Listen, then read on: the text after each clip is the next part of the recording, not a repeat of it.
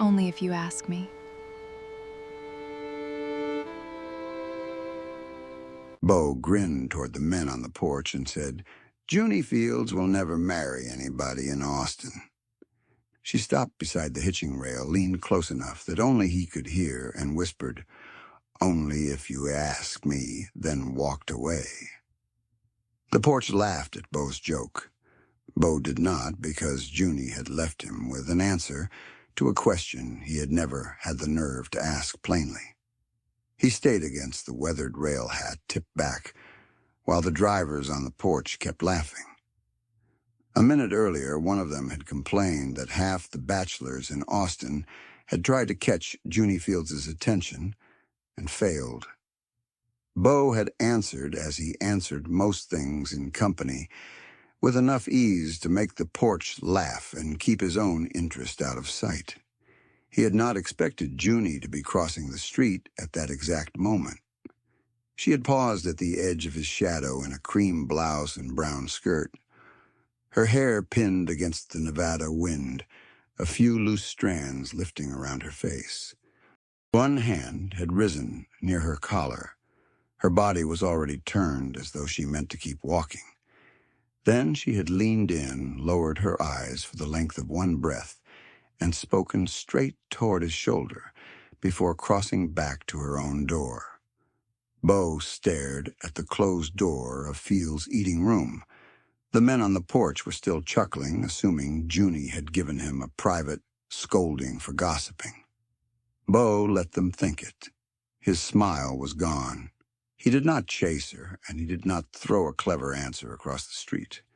He had an answer for nearly every traveler who stepped onto his porch. He had none for 6 quiet words meant only for him. Only if you ask me.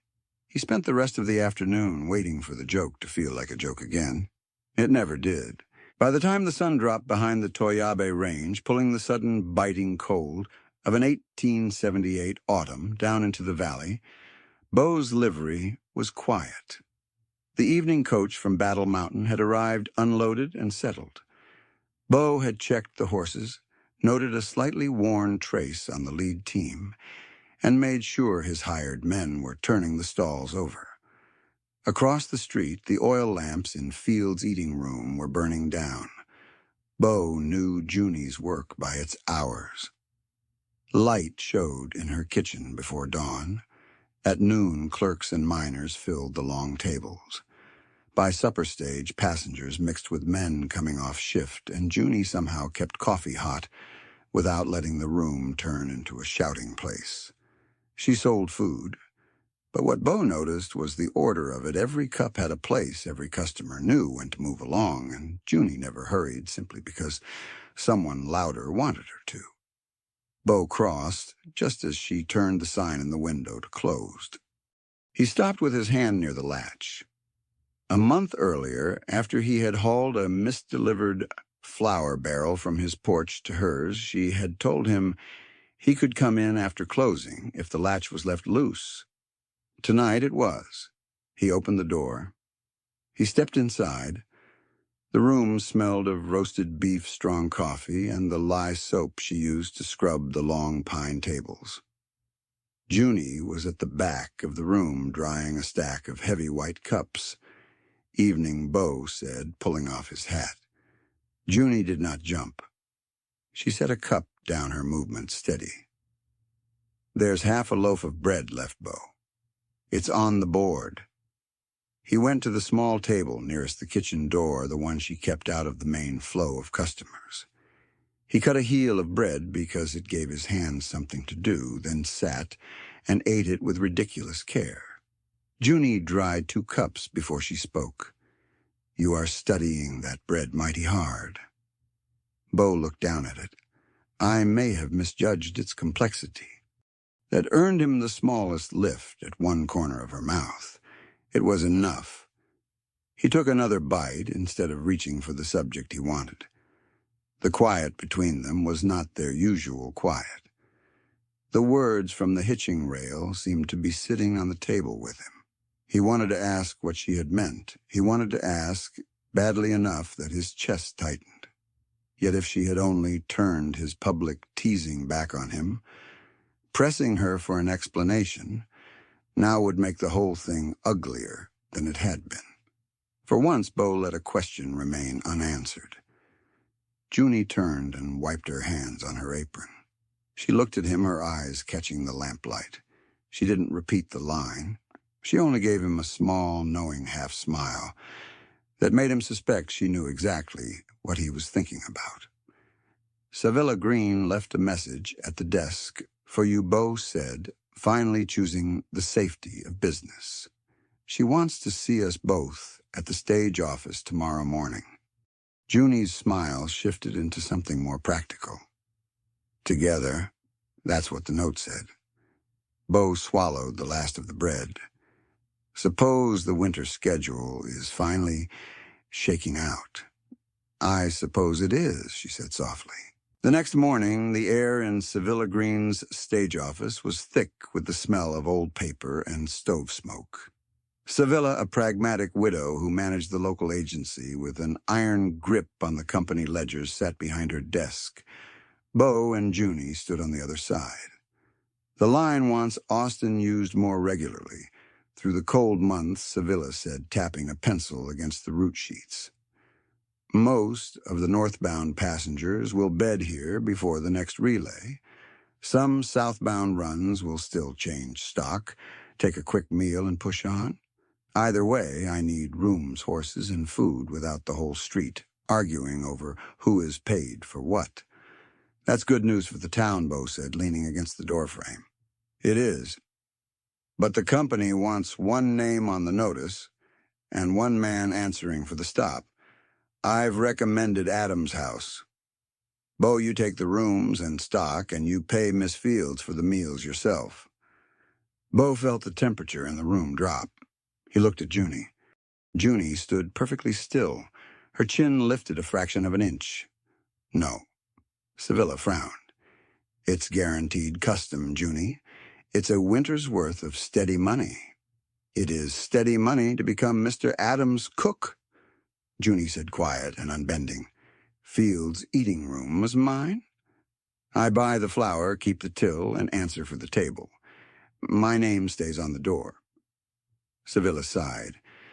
The company doesn't want passengers confused about where they're supposed to pay or who is responsible if a meal is late and a coach is delayed. Beau pushed off the doorframe. A joke rose by habit, something about Junie being too stubborn to hire, and died before it reached his mouth. After the hitching rail, he could hear how cheap it would sound. Adams' house does not serve meals, Beau said. The easy lilt left his voice. If the line wants them fed, they eat at Fields' eating room and pay Miss Fields there. I can point a hungry man across one street. I do not need her till under mine. Savilla looked between them. Then prove it does not slow a coach. If people miss the horn because they are hunting their supper money, the line will put the stop somewhere simpler. We won't hold up your coaches, Junie said.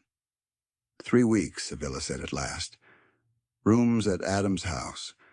Meals at Fields' eating room. If your teams wait on her tables, or her tables wait on your bell, I send a different recommendation. If it runs clean, I send both names. They walked out onto the wooden boardwalk together.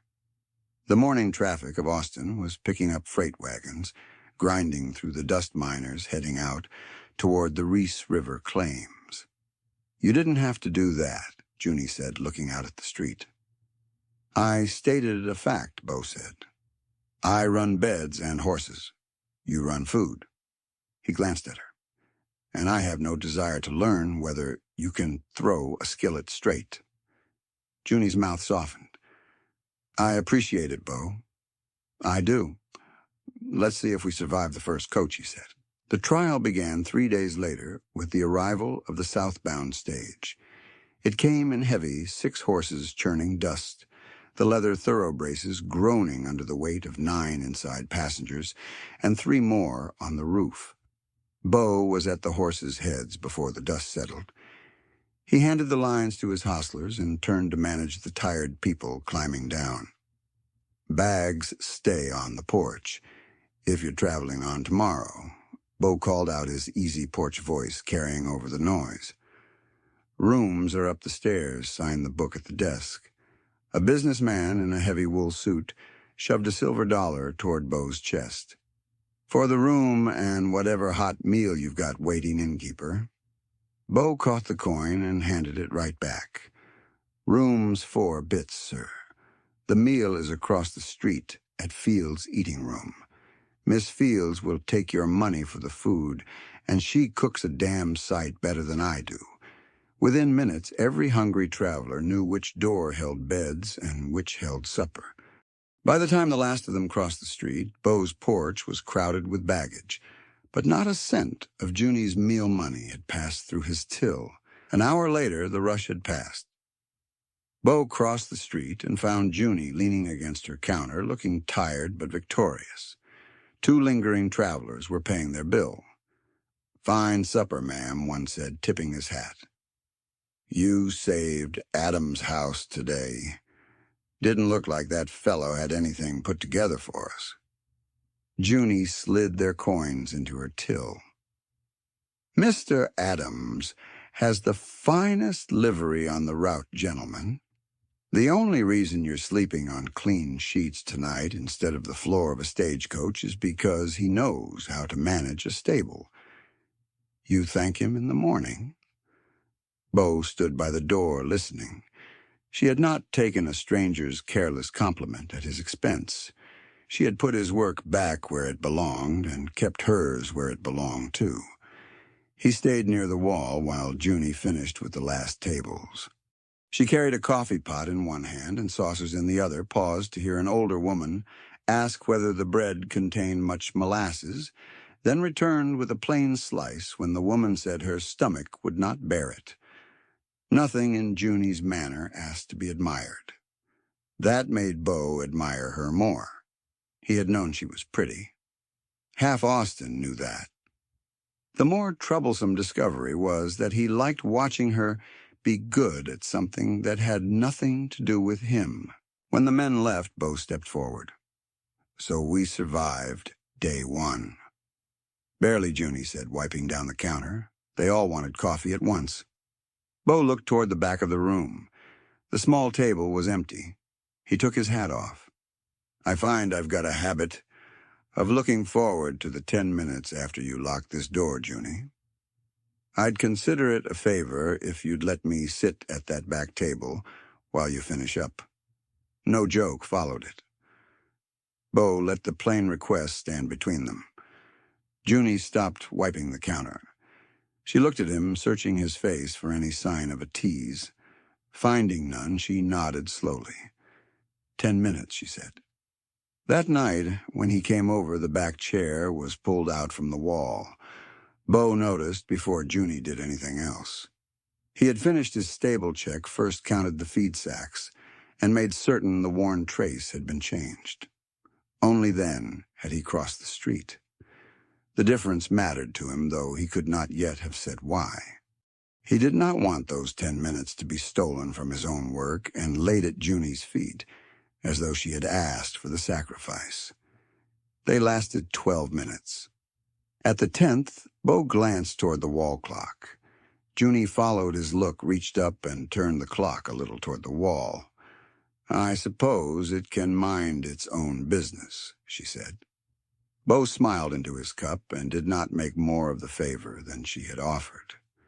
When he left, the cold street seemed unreasonably empty for the dozen steps back to Adams' house. Over the next several days, the little interval began to pull at his routine. Beau found himself finishing the last stable round without lingering over porch talk. He did not skip work. He became faster at getting back to it. One evening, Junie closed early to buy flour before the store shut, and Beau arrived to find her room dark. The disappointment struck him harder than it had any right to. He stood in the road with his hat in his hand, laughed once at himself, and went back to the livery. The next morning, when Junie crossed for a parcel, a driver had left with him. Beau did not tell her he had missed the light in her back window. He merely gave her the parcel. The fact that he wanted to tell her stayed with him all day. A week into the trial, an early coach arrived in the middle of Junie's local supper rush. Beau heard the stage horn from the North Ridge and knew that if 12 hungry travelers hit Fields' eating room at once, they would swamp the floor. As the stage rolled in, Beau stepped into the center of the arriving crowd. "Welcome to Austin, folks," he called. "The best meal between here and Salt Lake is across the street, but Miss Fields is serving half the town. First 6 head over. The rest of you come inside. I've got hot coffee, and by the time I finish one story, your tables will be waiting." He kept the second group on his porch for 20 minutes with coffee road talk and a tale about a mine owner who had once tried to buy his hotel with a rigged deck of cards. When the first diners came out of Junie's door, Beau sent the rest across. He never stepped behind her counter or called an order into her kitchen. The porch was his to manage. The dining room was hers.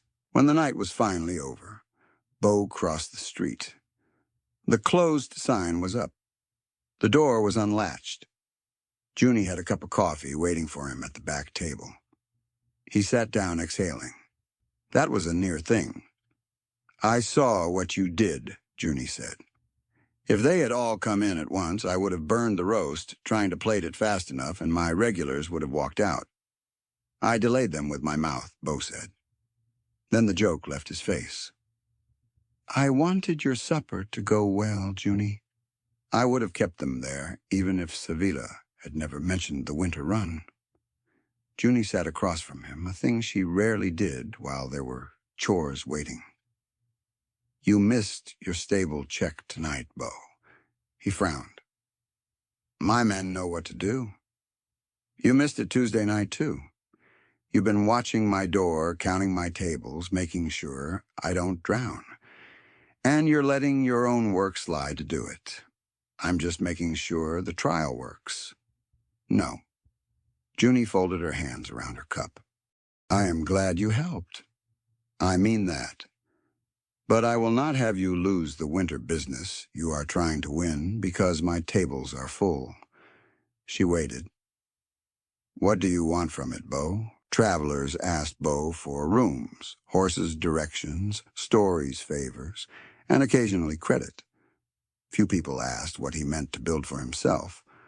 "A stage house steady enough to keep my good men through winter," he said. "Enough regular custom that I do not start every spring teaching strangers where I keep the harness. I want this place to last." "Then let it last." He looked at her. Junie went on quieter. "I want my name on my own door. I want to decide when that door opens and when it shuts. If I take stage custom, I want the money to go into my till because I served the meal, not because some company man thinks I belong in your kitchen." Her expression softened.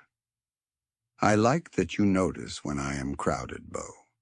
I like it more than I ought to, but do not spend Adams' house to make Fields' eating room easier." Beau watched her for a long moment. Warmth had never meant softness without a backbone in Junie Fields. He had simply been slow to understand that. "That day at the hitching rail," he said. "Was that another joke?" Junie held his gaze.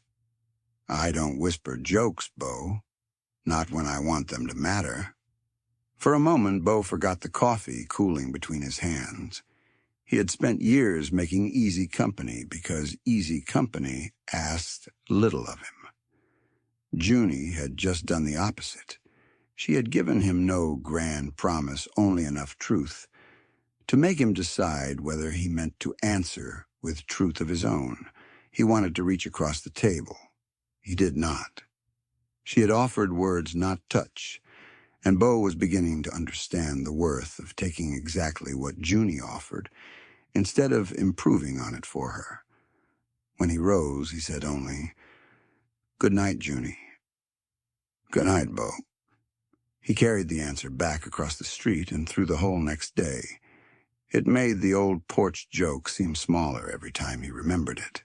2 days later, a cold front came down from the mountains and delayed one of the southbound through coaches by 3 hours. It arrived well after dark.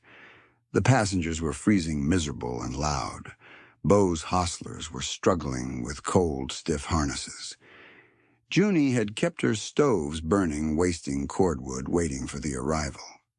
This coach was not bedding in Austin. It was meant to change stock, take a quick meal, and continue south. Because the delay had eaten most of its margin, the driver gave Beau 20 minutes before he had to push on. Sevilla Green came down to the porch, wrapped in a heavy shawl. "This is what I warned you about. Put a long table in your lobby for tonight. Let Miss Fields bring the stew here and settle with her afterward. One room, one bell." Beau looked at the shivering passengers. "It would be easier." "No," Beau said. "Adams' house doesn't serve meals." "Beau, they walk across the street. They pay Miss Fields." The passengers grumbled, but they walked. Junie served them quickly, ladling hot stew she had kept simmering. But 20 minutes came and went. The passengers, finally warm, were in no hurry to leave the tables. Beau stood by the stagecoach. The driver was glaring at him. The horses were shivering in the traces. Every minute they stood still in the biting wind cost the animals energy they would need on the grade. "Hold the team," Beau told the driver. "Give them 5 more minutes." Junie stepped onto her porch with a heavy shawl around her shoulders. She looked at the waiting coach, the stamping horses, and Beau standing in the cold. She crossed the dirt. "Mr. Adams," Junie said, her voice cutting through the wind. Beau turned. "They're almost done, Junie." "No. Tell the driver to blow the horn. If they aren't finished, they can take bread and get on the coach. You do not hold your teams for my tables. They're paying customers. And this is your stage house." Junie cut in, not shouting. "Your horses are standing in the cold. Your driver has a road to make. If you hold this coach for my tables, Sevilla can say she was right, that we cannot keep 2 names because we cannot keep our own work straight." Beau stared at her. He hated rushing people from a warm room into that wind, yet he could hear what she was telling him. If he made his horses and driver pay for her supper trade, then the 2 names on Sevilla's notice meant nothing. He turned to the driver. "Blow the horn. We leave in 2 minutes." The horn blasted. Passengers scrambled out of Fields' eating room, some clutching half-eaten bread. The coach rolled out on time. Beau stood in the road after the lamps of the coach had gone. He had obeyed her and still felt oddly corrected, as if she had caught him being generous in the wrong direction. He did not cross the street that night. Not because he meant to punish her. His horses needed checking, and Junie had been right about that. He went stall by stall, laid a hand along the shoulder of the lead gelding, and listened until the animal settled. Only when the work was done did he look through the stable door toward the darkened window of Fields' eating room. He missed the back table. The feeling was plain enough now that he could no longer call it habit. The next afternoon, Junie changed the hours written in chalk beside her door. Stage supper began half an hour earlier. Once Beau's departure bell was close, she stopped taking fresh orders from through passengers and wrapped bread for anyone who had waited too long. She did not ask Beau to change a thing at the livery. When the evening coach arrived, a wealthy-looking traveler tried to bully Beau into holding the departure. "Just 5 minutes, innkeeper. I'm waiting on a slice of pie from the woman across the way." Before Beau could answer, Junie spoke from her doorway. "There is no pie, sir," she called. "And Mr. Adams's teams leave when he says they leave. The stage is loading." The traveler grumbled and climbed aboard. The coach rolled out on the bell. Beau watched it go, then looked across the street. Junie was wiping her hands on her apron. She met his eyes and gave a small, deliberate nod toward her back door. An hour later, the closed sign was up. Beau knocked once and opened the door. The main room was dark, but a single oil lamp burned on the back table. Junie had set 2 plates, not bread heels and leftover coffee. A real hot supper. Beau took his hat off and sat down. "You sent that man back to my coach," he said. "You sent hungry men to my door with their coins still in their hands," Junie answered. It seemed fair. "Sevilla sends her recommendation tomorrow. We may wait weeks for the company's answer." Junie cut a biscuit in half. "Then we wait. Fields' eating room will still be here. And Adams' house." She looked up. "I hope so." The simple words touched Beau more than praise would have. He heard no bargain in them. Junie had heard what he was trying to build, and for once someone had wished him well without asking what his success might do for her. They ate without hurrying. Junie had made beef stew for herself and set aside enough for him, with 2 biscuits and a dish of stewed apples between them. When Beau reached for the last apple, he stopped. Junie nudged the dish toward him. "Take it." "You are sure?" "Yes." He did. The exchange was so ordinary that it nearly undid him. For weeks he had been turning every kindness between them into a question. Here was one he did not need to solve. She had made room for him after the work was over. He could sit in it without earning another inch. Before he left, Beau took his hat from the peg. "Tomorrow?" he asked. Junie stacked the empty bowls. "If your stable is done." He smiled. "It will be." That was the first promise between them that had nothing to do with Sevilla Green. A week passed cleanly. Coaches arrived, travelers learned which door held beds and which held supper, and no team waited for a plate. A few locals began calling the arrangement the 2-house stop, mostly because Austin liked naming anything that made good porch talk. Beau heard it twice and let it pass. What mattered was that no one had begun calling Junie his cook. More important to him, the 10 minutes after closing returned. Sometimes they were 12. Once they were 20 because neither noticed the clock. Beau began to value the part he could not explain to anyone. On his porch, Junie did not require him to perform.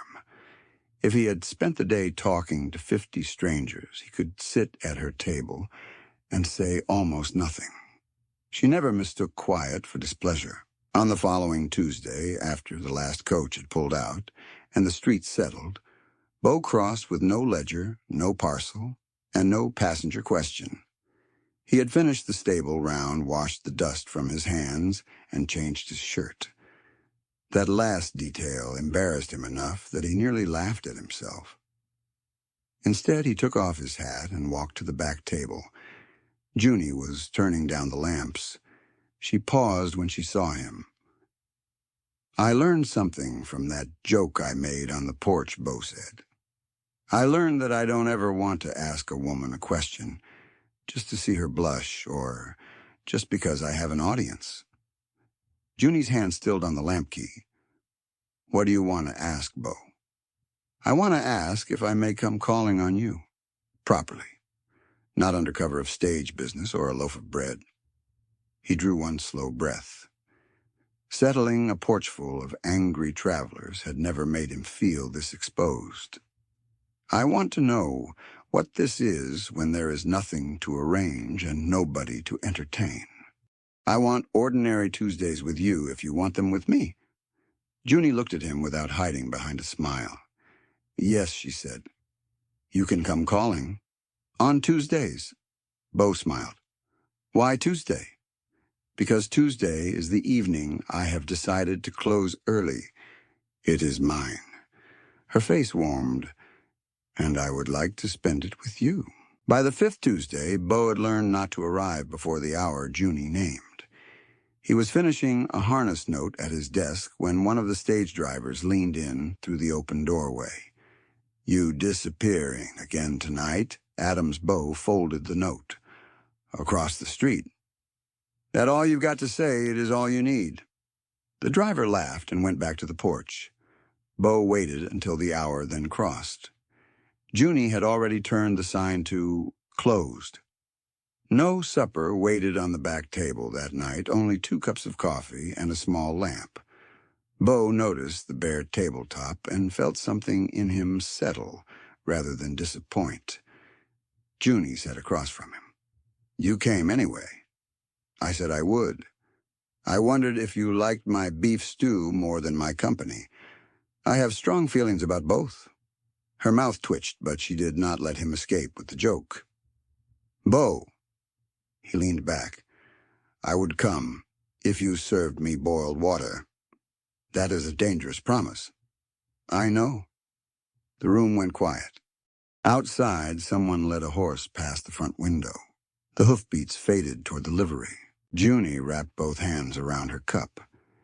"I spent 3 weeks teaching Sevilla, and half the passengers on that road that my supper is not part of Adams' house." "You did.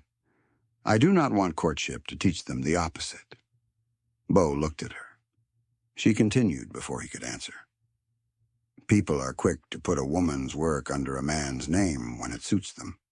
If they see you coming through this door every Tuesday, some will decide the sign means less than it did before." Beau thought of the silver dollar he had handed back on the first day of the trial. "Then I'll hand the next one back too." Junie's eyes lifted to his. "I do not take your supper money now," he said. "Calling on you does not change that." Something eased in her face. She lifted her cup and took a drink. They stayed there a long while after the coffee cooled. Beau did not fill the silence. Junie did not rise to find him food. When the lamp began to gutter, she trimmed the wick, sat down again, and let the evening belong to neither business. 5 weeks of courtship had changed less on the street than Beau might once have expected. Adams' house was still Adams' house. Fields' eating room was still Fields' eating room. The change was smaller and more dangerous. Beau had begun to picture Tuesdays before they arrived. A week later, the cold had settled into the Toyabe Range. A dusting of white lay on the ridges above Austin. The northbound stage arrived carrying the winter handbills from the company office. Sevilla Green tacked one to the board outside the stage office. Overnight stop Austin, lodging at Adams' house, meals at Fields' eating room. Beau read it once, then again. The confirmation meant steady rooms, regular teams, and a better chance of keeping the men he trusted through winter. He was glad of it, but it was not the thing that made him think of Junie. 6 Tuesdays had passed since he asked to call. He knew now that silence did not make her leave the table. He knew she laughed harder when she tried not to. He knew she would let him pour a second cup, but still slap his hand away if he reached for a hot pot without a cloth.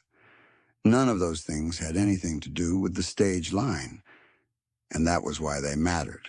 That evening, after the town had gone dark and quiet, Junie locked her front door. She stepped onto the boardwalk, wrapping her shawl tight against the freezing air. Beau was waiting for her. They walked together down the boardwalk, their boots crunching on the frost-hardened dirt. They stopped without planning it beside the hitching rail in front of Adams' house. The porch was empty. There was no audience. Beau turned to face her. Light from the hotel window caught the sharp line of his jaw. "You told me once," he said, "that you'd only marry if I asked you." Junie's breath plumed in the cold. This time she did not look down. She looked straight at him. "I've waited." Beau continued, stepping a fraction closer, leaving her room to step back if she wanted. "Because I needed to know I wasn't asking for the woman who makes my stage house easier to run, and I needed you to know I wasn't asking so I could put my name on your door." He held out his hand and waited. Junie put hers into it. Beau closed his fingers around hers, careful and sure. "I'm asking for Junie," he said. "Will you marry me?" For one long second, she only looked at him. Then her fingers loosened slightly inside his. Beau felt the pause before he understood it. Junie's eyes moved past his shoulder across the dark street to the sign over her own door. "If I say yes," she said quietly, What happens the first time a flower man brings my bill to your desk because he thinks Mrs. Adams means Fields' eating room belongs to Adams' house? Beau did not rush to fill the silence. I send him back across the street, he said. Junie looked at him again. Your bills go to your counter. Your supper money goes into your till. You open when you please and close when you please. His thumb rested still against the back of her hand. If you ask me for help, I'll help. If you do not, I will keep my hands off your accounts. I am asking to be your husband, Junie. I am not asking to put Fields' eating room on mine. The worry in her face did not vanish all at once. It softened. And if the town decides otherwise, then the town can learn the same way the stage passengers did. A small breath escaped her. Not quite a laugh yet.